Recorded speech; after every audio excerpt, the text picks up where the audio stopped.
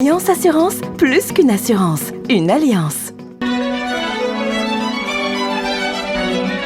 Pour bien s'entendre, il faut bien s'écouter. Rendez-vous sur M, la petite radio du Grand Maghreb. Alors, la Babette, évidemment, parce que nous sommes en situation de crise et supposé de confinement, donc nous faisons très attention de ne pas transporter le Covid-19. Le Covid-19 ne se bouge pas tout seul, ce sont les humains qui le déplacent et donc il faut faire très attention, se laver les mains et se protéger pour ne pas infecter son entourage et pour ne pas recevoir aussi le virus si d'aventure quelqu'un le portait dans notre entourage. Merci beaucoup de nous suivre, merci Abdelmajid Attar d'être avec nous ce matin, d'avoir fait le déplacement en dépit des consignes de confinement pour essayer d'expliquer un petit peu à notre opinion et à nos auditeurs ce qui va se passer en 2020, à quelle sauce nous allons être mangés. Le prix du Brent et du WTI flirte avec le plancher des 30 dollars et il est même passé en dessous des 30 dollars à New York hier pour le WTI. L'année 2020 est une année qui risque d'être perdue pour les revenus pétroliers. Tout à fait, hein, parce que la situation est vraiment grave. Hein. La situation est vraiment grave parce que, tout simplement, c'est-à-dire un mot sur le marché, hein, de façon générale, il y a à peu près 7 gros paramètres, hein, qui influencent généralement le marché. Il y en a au moins 4 paramètres qui sont pratiquement, je dirais, en perdition. En perdition parce qu'on ne les contrôle plus, on ne sait plus comment ils vont évoluer. L'offre et la demande, c'est la panique. C'est la panique, hein, vraiment la panique. Les stocks dans le monde, ils sont au plus haut niveau et ils vont certainement augmenter encore pour la simple raison qu'avec un prix bas, il y a énormément de spéculation et il y a aussi des décisions, disons, géostratégiques, par exemple, des États-Unis, des Chinois et tout ça, qui vont essayer de stocker au maximum avec ce prix bas. Ça fait 3 paramètres. Oui, ça fait 3. Le 4e, c'est la consommation. C'est la consommation mondiale qui, quel que soit même si c'est un bas prix, elle est en train de diminuer de façon extraordinaire, tout simplement parce que le corona ou le Covid-19, qui a la pandémie, disons. La pandémie, d'abord, elle a affecté la mobilité en Chine. Elle a affecté après la mobilité entre la Chine et le reste du monde, parce que c'est la Chine qui produit pratiquement tout ce qui est, tous les intrants de tout ce qui se fabrique ailleurs dans le monde. Et puis après, ça a touché l'économie mondiale de façon générale. Aujourd'hui, il y a des usines qui ferment pour 2 ou 3 semaines. Les gens ne voyagent pas. Les gens sont confinés chez eux. Alors, il y a par conséquent non seulement le transport qui est le principal consommateur de pétrole, plus de 50%, mais aussi la consommation industrielle. L'économie mondiale est en panne. Elle est en panne. Et par conséquent, je sais que l'AIE, par exemple, a prévu pour l'année 2020, avant, on avait prévu que la consommation mondiale augmenterait de 890 000 barils à peu près, jour. Dernièrement, ils ont dit non, on va aller en dessous, c'est-à-dire on va diminuer, c'est-à-dire de 90 000 au moins. Ce qui veut dire qu'il y a en réalité 1 million de barils minimum qui ne va pas être consommé dans le monde. Mais à mon avis... Par rapport à la production actuelle. Par rapport de celle du début de l'année, avant la crise. Au début de l'année. Donc, moi, à mon avis, cette pandémie a déjà pratiquement a eu un impact avec une diminution de la consommation d'au moins 2 millions de barils, à mon avis, au jour d'aujourd'hui. Et je ne sais pas ce qui va se passer dans 2 ou 3 mois. Tout dépend de l'évolution de la pandémie et du comportement des autres pays. Bon, alors, l'évolution de la pandémie, on peut en dire un mot. On a du mal à situer le moment où le cycle économique va redémarrer.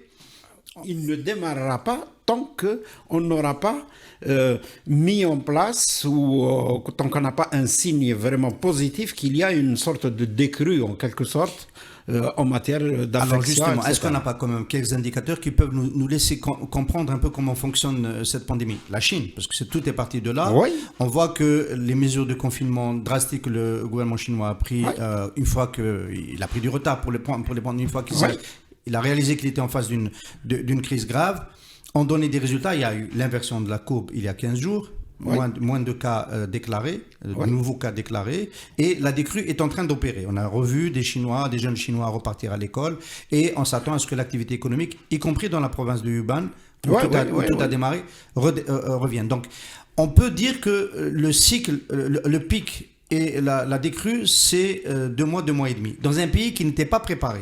Oui. Voilà. Pour des pays qui ont le recul. Très discipliné. Oui. Mais pour des pays qui ont le recul, qui savent qu'il faut confiner très vite, peut-être on peut espérer avoir une crise, enfin un arrêt de l'activité qui ne dépasse pas les 6-7 semaines. Est-ce que c'est un scénario qui peut nous permettre d'être optimistes sur la reprise de l'activité mondiale, on va dire à l'horizon des 3 mois? 3 mois, oui. 3 mois, mais minimum 3 mois. Pendant ces 3 mois, rien ne fonctionne. C'est-à-dire tous les impacts négatifs, tout ce qui est négatif demeure pendant 3 mois. Il n'y a pas une décrue. Il y a peut-être une stabilisation et une diminution, par exemple, du nombre d'affectés ou du nombre de décès, etc. Mais l'impact sur l'économie, sur la consommation, etc.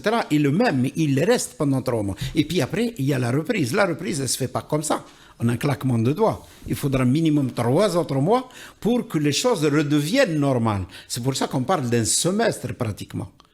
D'ailleurs, il y a certains, en matière de prix du baril, puisqu'on va revenir au baril, c'est le sujet, il y a beaucoup, la plupart, la majorité des experts, la majorité des analyses que j'ai pu lire, moi, et des analyses sérieuses, hein, c'est pas de pseudo-experts ou quoi que ce soit, tous parlent d'un prix moyen, dans le meilleur des cas, pour les 3 prochains mois, de $35.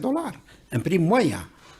C'est-à-dire, donc, c'est un prix moyen sur pratiquement le prochain trimestre. Mais un prix pratiquement pour le semestre. Et pour l'année, c'est $37-40 maximum. Alors, voilà la situation. Alors, dans cette situation-là, on situe la part qu'on peut imputer à la crise de la pandémie et qui a imputé et impacté le prix du baril. Tout à fait. Est venu se surajouter à cette crise une décision de l'Arabie Saoudite de lancer une guerre commerciale en décotant ses ventes le prix de son en diminuant le prix prix et en annonçant une augmentation de sa production en plus de 12 millions de barils jour. Alors on n'a pas compris parce que dans la même semaine, avec l'OPEP, l'Arabie Saoudite est en train de chercher un accord avec la Russie pour diminuer d'1 million de barils jour la production. On est passé d'une tentative d'une politique de défense des prix à une politique de défense des parts de marché en moins d'une semaine. Alors, comment on peut d'abord, ça peut-être la décision. Moi, je considère que la décision de l'Arabie Saoudite est vraiment stupide. C'est vraiment stupide dans la mesure où le marché pétrolier aujourd'hui, il est beaucoup plus influencé par la pandémie et par la situation économique mondiale plutôt que par une baisse de l'OPEP ou une guerre de prix, etc. Parce que cette guerre de prix, je prends le cas vraiment catastrophique. Hein, ils produisent plus de 12 millions de barils.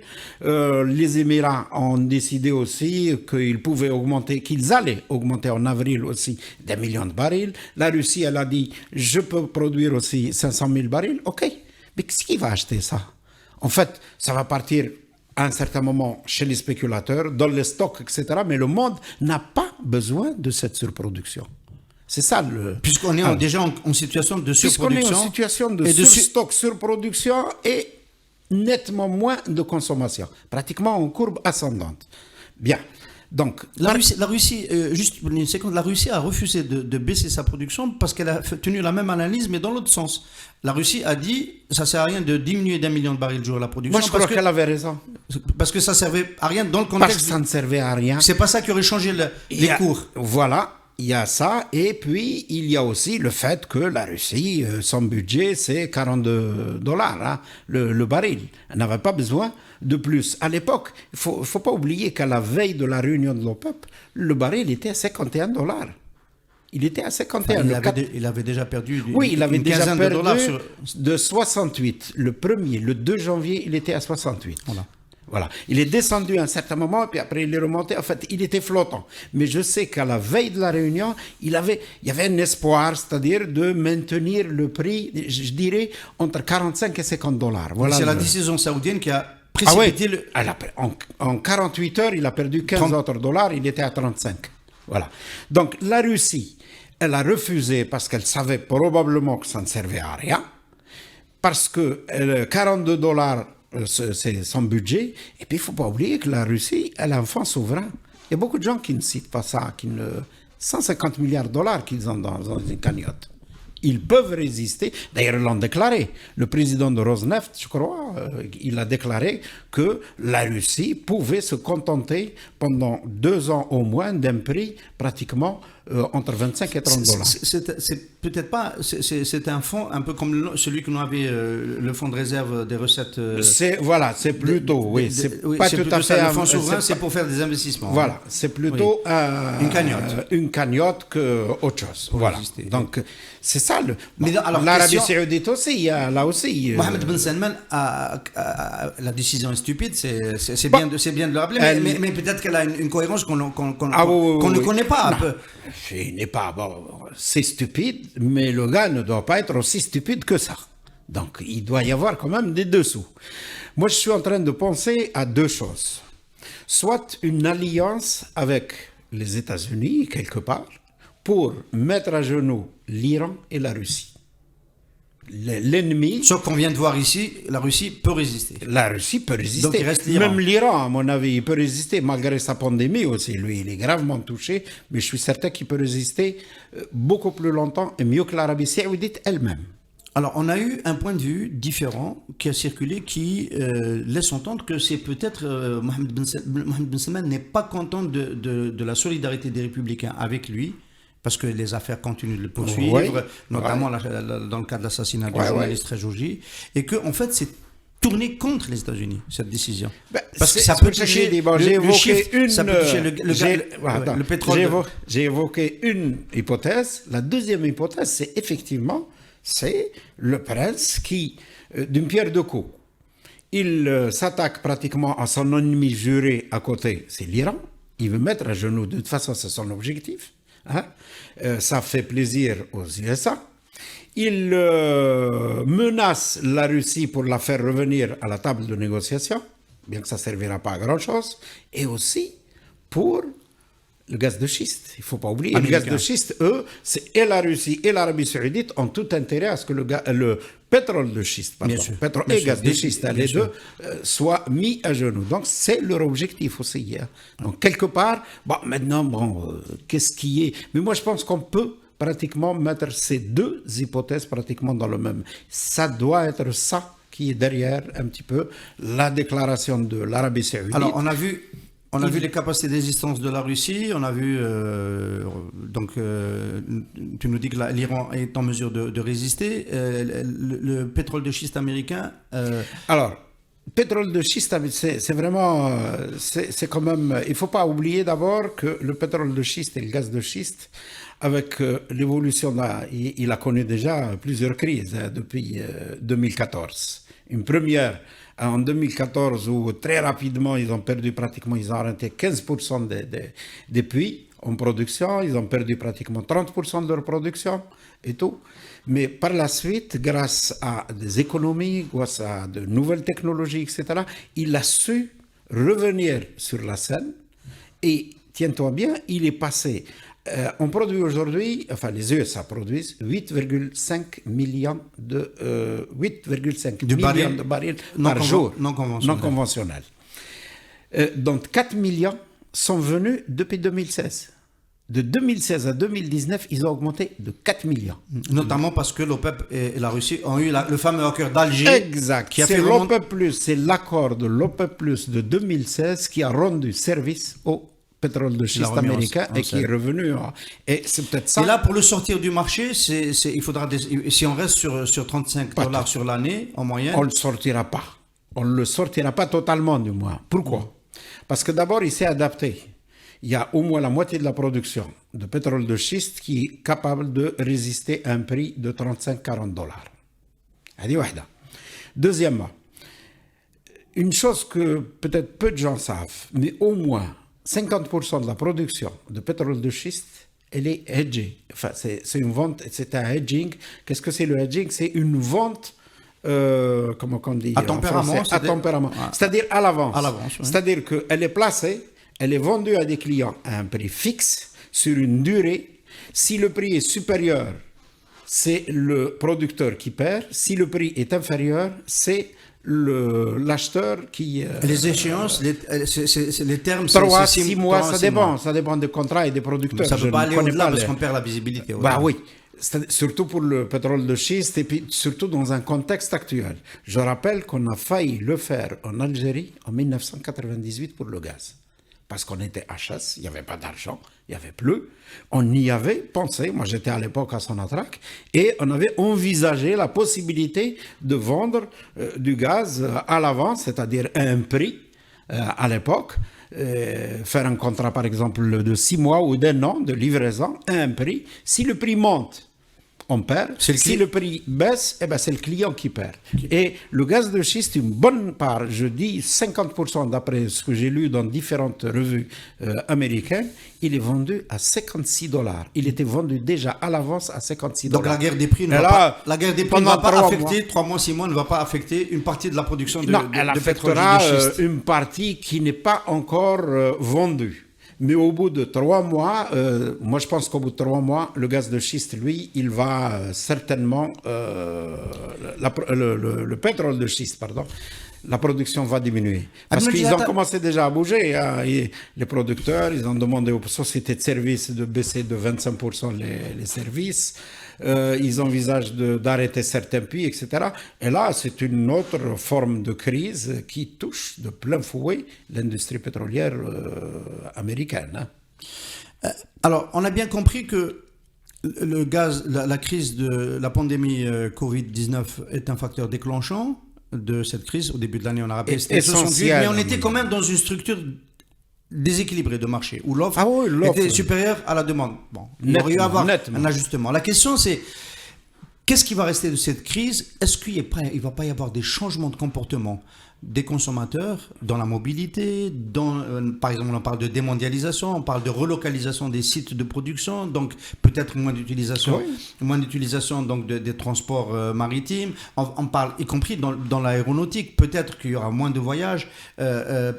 Pendant un bon bout de temps. Pendant un bon bout de temps, mais peut-être qu'il va y avoir des nouvelles manières de consommer qui vont affecter la consommation d'hydrocarbures. Absolument. On peut considérer que peut-être on est rentré, y compris culturellement, dans une nouvelle période si la crise se déroule de la façon dont on le redoute. Toutes les crises sont suivies par un constat, des leçons et des décisions. Et ça, c'est une crise majeure, c'est une crise sanitaire, mais c'est une crise économique aussi. Et elle va certainement se traduire par des décisions importantes, non seulement des gouvernements, de ceux qui s'occupent de l'économie dans chaque pays ou dans le monde. Hein. Il va y avoir des réformes profondes, il va y avoir certainement des changements de comportement, comme vous dites, c'est vrai. Parce que, et puis non seulement de comportement, mais de comportement vis-à-vis de la ressource naturelle, par exemple. Soit parce qu'on en dépend économiquement, comme l'Algérie, comme l'Arabie Saoudite, etc. Les pays producteurs pétroliers, on dépend de cette... Et là, on voit qu'aujourd'hui, une crise sanitaire, et elle nous met à genoux. Donc, il va falloir, en quelque sorte, introduire des réformes, changer de comportement, changer de dépendance en quelque sorte. Et ceux qui importent, ceux qui, par exemple, dépendent du gaz, de l'électricité, etc., ils vont certainement engager des réformes aussi au point de vue dépendance, c'est-à-dire diminuer la mobilité, organiser mieux la mobilité, avoir recours à de nouvelles formes d'énergie. D'ailleurs, c'est ce qui se passe depuis une bonne dizaine d'années. Il ne faut pas oublier que les modèles de consommation énergétique à travers le monde sont en train de changer. Hein? Oui, bien sûr. Malgré la résilience, par exemple, du charbon, etc., mais n'empêche que les gens, ils sont de plus en plus conscients qu'ils vont mieux faire appel aux énergies renouvelables, de plus en plus au moins, plutôt que ces ressources naturelles qui ne sont pas renouvelables, qui sont, disons, qui affectent l'environnement, etc. Donc, il va y avoir un changement économique, un changement culturel, etc. Vous avez tout à fait raison. Alors, on en arrive à notre pays, à notre cher pays, l'Algérie. Le budget a été dessiné sur la base d'un baril à $50. Il va manquer $15 en moyenne si on prend la prévision de $35 pour l'année, $15 le baril. On n'est plus sur la même échelle de revenus. Plus du tout sur la même échelle de revenus. Absolument. Qu'est-ce qu'on fait? Vous avez été ministre, vous avez vécu un moment où il n'y avait pas encore le prix du baril à $100. C'était en 2003. 2002. Qu'est-ce qu'on fait dans ça? On était encore à même pas $30. Même pas $30. Qu'est-ce qu'on fait dans des situations? On suppose qu'on perd un tiers des revenus attendus. Il va falloir serrer la ceinture. Ça veut dire quoi? Ça veut dire il faut. Moi, je l'avais déjà dit, ça fait déjà 2 ou 3 semaines, il faut absolument établir une nouvelle loi de finances complémentaire. Elle est avec des réformes profondes, des réformes dans tous les secteurs. Il y a des projets, par exemple, de développement d'équipements ou je ne sais plus quoi, qui ne sont pas prioritaires ou qui sont moins prioritaires que d'autres, qu'il va falloir reculer dans le temps. Il va falloir aussi, peut-être, c'est le moment ou jamais, d'engager des réformes en matière de modèle de consommation énergétique. Et qui dit modèle de consommation énergétique, ça passe obligatoirement par les prix.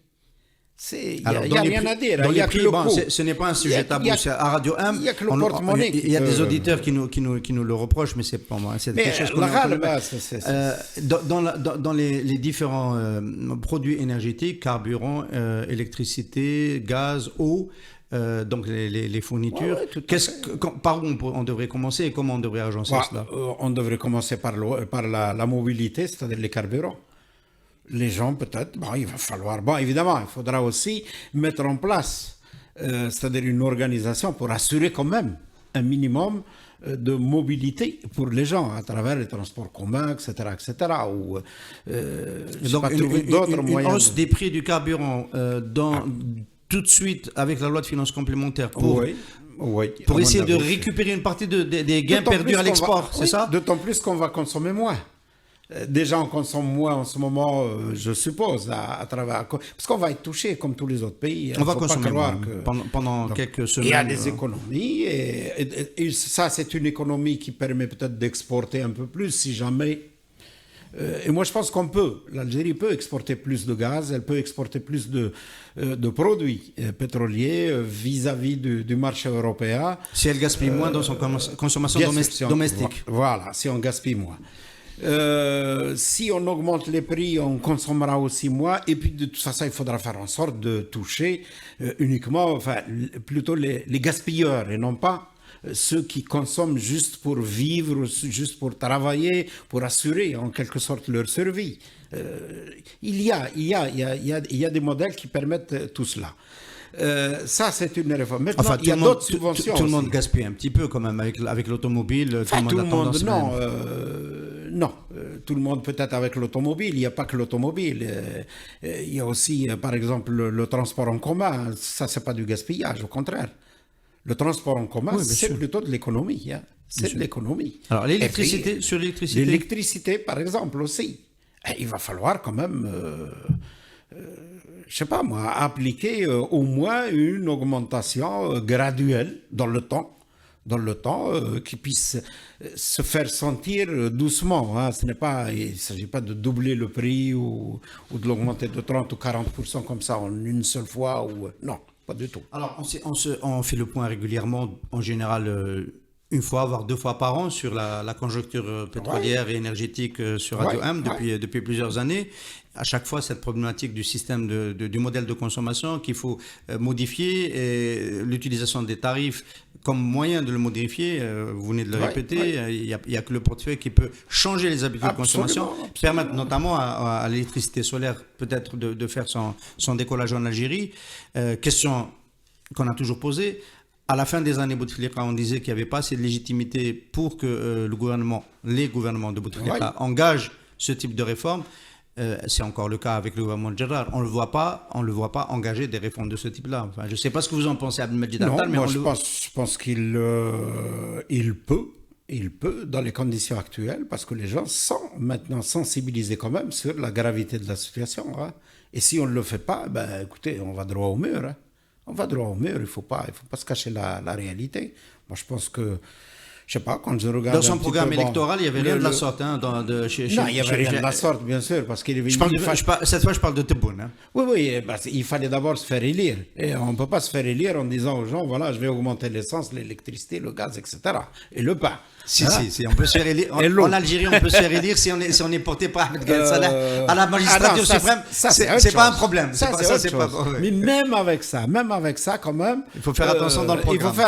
Il faut faire attention dans le programme. Hein. Souvent, on évite tous les candidats à toutes les élections, que depuis la mairie jusqu'à. Ils évitent tout ce qui fâche et tout ce qui peut mettre les gens contre soi. C'est clair, c'est pas... Oui, mais il faut qu'il y ait une impulsion politique quelque part pour engager ce type de réforme. Il faut les expliquer, ça n'a pas été expliqué, il faut les annoncer. C'est chez nous, hein, je parle de chez nous. Oui, mais chez nous, rien ne nous laisse penser que c'est la voie que va choisir ce gouvernement. Hélas, mais à mon avis, je pense que le gouvernement, ou plus précisément Jarrad, le Premier ministre, je pense qu'il a les pieds sur des braises. Et il a intérêt à sauter, sinon il va se faire brûler les pieds, c'est tout. Alors, on va finir la chronique de cette année 2020 qu'on a commencé par l'effondrement des cours du pétrole cause Covid-19, mais pas seulement, comme on a pu le voir, pas seulement. C'est aussi une année de grande sécheresse. Vous avez été Abdelmajid Attal, ministre des Ressources en eau, à une période de sécheresse aussi. De grande sécheresse, je me rappelle de la c'est pour ça qu'on m'avait appelé, on m'avait dit, bon, tu es un pétrolier, tu essayes de... Ah bon, c'était ça l'argument? Oui, c'était ça l'argument, je me rappelle. Pour faire face à la sécheresse. Ah ouais, c'était Benflis, il m'avait dit, bon, toi, tu as passé ta vie à chercher du pétrole, etc. On a un problème avec l'eau. Est-ce que tu ne penses pas que c'est à peu près la même chose? C'est du forage naturel. Ça, c'est pour la Oui, mais lui, il pensait beaucoup plus au forage d'eau, etc. Que le problème n'était pas... C'est pas en forant des forages d'eau qu'on va avoir. Est-ce que c'est à ce moment-là qu'on a lancé la politique du dessalement d'eau de mer? Oui, c'était à cette époque-là. Moi, quand je suis arrivé, c'était des petites stations de dessalement... qui n'était pas du tout utile. Il y avait le scandale Khalifa avec le bac flottant dans la baie d'Alger. Que j'avais refusé d'ailleurs. Et puis après, je me rappelle, on avait fait le bilan en 2002. On avait fait une excellente étude qui est toujours en vigueur d'ailleurs au ministère des Ressources en eau. Et on avait dit que l'avenir est dans le dessalement de l'eau de mer le long de la côte et l'alimentation pratiquement de toutes les villes côtières avec de l'eau dessalée. Sauf que là aussi, vous avez un chiffre à nous montrer, le dessalement d'eau de mer coûte très cher. Ah oui, bien sûr, là il est... C'est dingue, puisque dans le budget d'équipement, par exemple, le budget de fonctionnement que j'ai vu pour 2019 du ministère de l'Énergie, sur 50 milliards de dinars, pratiquement 87% sont destinés à la subvention du dessalement d'eau de mer. Parce que là, le mètre cube, il sort en moyenne de toutes les usines, ça varie d'une unité à l'autre, en moyenne pratiquement autour de 70 à 80 dinars, le mètre cube. Et il est vendu entre 15 et 24 dinars le mètre cube au consommateur. Je viens de faire le calcul, ça fait 43 milliards, milliards non, 87% de ces comptes, ça fait 27 milliards de dinars de subventions. De subventions, oui. Subventions pour le dessalement. Et ça va continuer parce que, vous avez bien fait de dire, cette année, c'est une année de sécheresse. Est-ce que ça va durer encore 1, 2, 3 ans? On n'en sait rien. Mais c'est très probable. Même s'il n'y a pas de sécheresse, de toute façon, il y a un sérieux problème. Il y aura un sérieux problème en matière d'eau à l'avenir. Je crois que le défi de l'eau au-delà de 2030 pour l'Algérie sera beaucoup plus important que le défi des hydrocarbures ou de la rente ou de quoi que ce soit. Pour la simple raison que la démographie, elle est là. Les ressources en eau que nous avons, elles sont là, elles sont fixes. Le ciel, il nous donne ce qu'il peut, ce que le bon Dieu nous réserve. Le sous-sol, il contient une quantité d'eau qu'on est en train de pomper de plus en plus, à tel point qu'à l'avenir, on va ramener de l'eau de l'Albia du sud vers les hauts plateaux. Il y a trois projets. Il y a 3 projets. Alors, sur les 3 projets, tout à l'heure, vous avez parlé d'arbitrage pour décaler certains projets. Ceux-là, on aura du mal à les décaler. Non, ils sont pas. Les 3 projets, les études sont faites, le tracé est déjà fait, mais ils n'ont pas encore démarré. Il n'y a pas encore de démarrage parce qu'il faudra d'abord forer des nappes, c'est-à-dire faire plusieurs dizaines de forages dans certains endroits qui sont déjà délimités, qui sont connus. Puis après, il faut construire les conduites et ça, c'est un projet de plusieurs années. C'est pas. On a l'équivalent, c'est Ben Haroun qui est aussi un grand projet de transfert d'eau sur plusieurs centaines de kilomètres, parce que ça va jusqu'à Batna à partir de Mila. Il alimente les autres barrages, les autres cités, etc. Mais non, ça c'est différent. Les transferts interbarrages, on en a déjà fait beaucoup. Oui, ça c'est de l'Albien. Pour la provenance, c'est de l'Albien. Mais là, je parle de l'Albien. On ramène. C'est comme si on ramenait de l'eau à partir d'un barrage. C'est exactement pareil. Et cette eau, elle est destinée essentiellement d'ailleurs à l'alimentation en eau potable.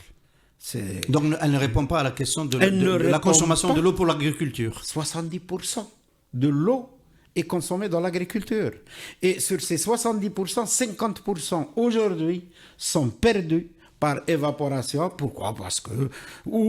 Tout simplement parce qu'on irrigue avec des méthodes complètement dépassées. Et ça, je sais pas moi, il faut absolument.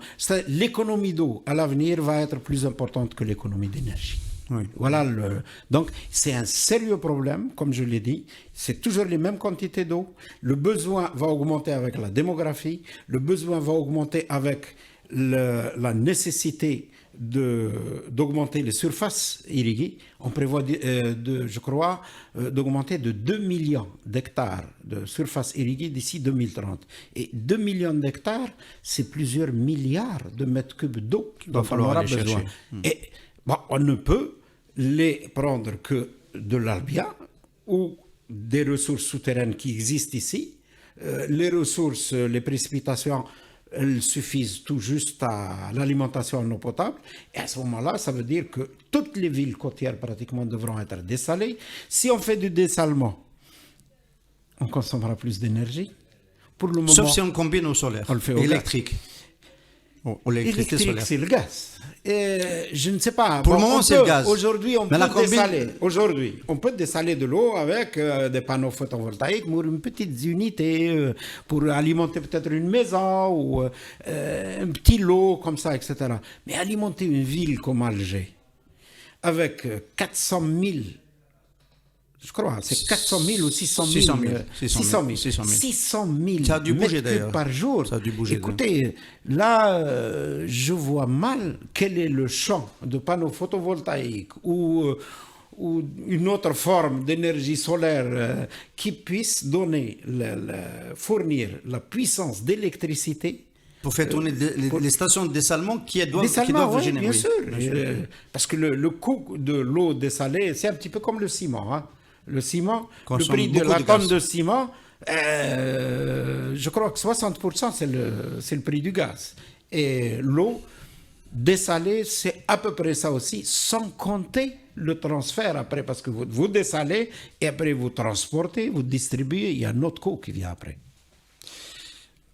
Vous avez participé vous avez été dans un gouvernement des premières années de Abdelaziz Bouteflika.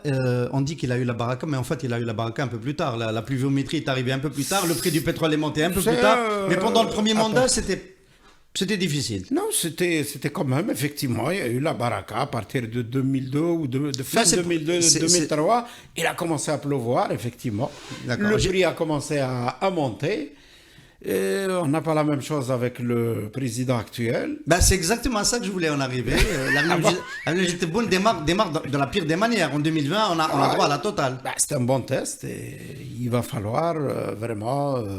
moi, je pense qu'ils ont du pain sur la planche. Le président, le Premier ministre, ils ont des défis à relever. Ce ne sont pas des défis faciles. Et qu'est-ce que vous voulez que je vous dise? Moi, je souhaite... On n'a rien dit du mouvement populaire qui continue. On a toujours une expression très forte, pas seulement pour la commémoration de l'année, mais encore tous les vendredis. Je pense que là, il y aura une trêve sanitaire. Ça, c'est le bon sens, c'est la raison. C'est le bon sens. Voilà. Mais on n'a pas tenu compte réellement de l'expression du besoin de changement des Algériens. C'est un vrai problème. Oui, effectivement. Il n'y a pas eu le changement radical, enfin peut-être pas radical, ne disons pas, parce que la dictature, ça veut dire que pratiquement une bonne partie je ne sais pas comment on aurait pu, mais on n'a pas tenu compte effectivement de la majorité des revendications essentielles de la rue. Oui. Ça, c'est vrai. C'est vrai, il n'y a rien à dire. Maintenant, bon, il y a d'autres qui vous disent que, bon, mais ça, quand on veut changer, on ne peut pas changer aussi du jour au lendemain. Il faut changer progressivement. Oui. Et il faut le faire à petits pas. Avec Abdelmadjid Tebboune? Non, avec lui ou avec... tout le monde doit participer à ça. Il n'y a pas qu'Abdelmadjid Tebboune. On a du mal à y croire. On a du mal à y croire. Les gens ont du mal à y croire. C'est pour ça qu'ils descendent. C'est vrai. C'est pour ça que la rue bouge toujours. Oui, c'est pour ça que la rue bouge toujours. Et c'est pour ça que je vous ai... Non, la confiance n'y est pas encore. Voilà. Il n'y a pas encore de confiance entre la rue et le président ou le gouvernement, etc. Il n'y a pas encore cette confiance. Est-ce que le gouvernement actuel peut réinstaurer la confiance ou non? Moi, je ne peux pas le dire. En fait, en réalité, il appartient au gouvernement, au président... De faire ce qu'il faut pour rétablir la confiance. Et seule la confiance nous permettra d'améliorer la situation. Le conseil de Abdelmadjid Tebboune, encore 1000 excuses de vous avoir appelé en début d'émission. Abdelmadjid Tebboune, on vous souhaite toujours, on rit beaucoup derrière la vitre, c'est quelque chose. En fait, je me suis rendu compte de ma bêtise au moment où j'ai vu Soumia, M. Hadi, se tenir la tête. Vous avez crié en même temps. Bon. Mais c'est pas le pire des lapsus de volontaire. En fait, j'étais concentré sur les consignes de protection sanitaire. Donc, voilà. À la fin de cette émission, je vais remettre ma bavette et je recommande à tous les concitoyens, à nos auditeurs, de faire de même, de se protéger, de se laver les mains, de faire du confinement et de la distanciation sociale en ne sortant pas de chez eux si c'est pas nécessaire. Il y a une crise en cours qu'il faut dépasser, elle ne durera pas éternellement.